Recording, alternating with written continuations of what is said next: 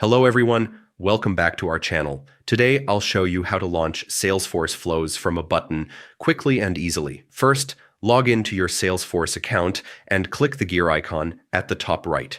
From the drop-down, select Advanced Setup to open the Admin panel. Next, in the Quick Find box, type Object Manager and click it. Select the object you want to work with, like Account, Contact, or a custom object.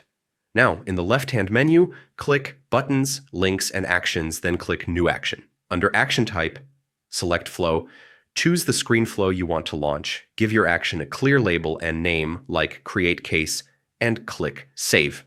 To make the button visible, go to Page Layouts in the Object Manager. Choose the layout for your record type, click Mobile and Lightning Actions, and drag your new action into the layout. Click Save again. And that's it. Users can now trigger the Salesforce flow with a single click, making your system more intuitive and efficient.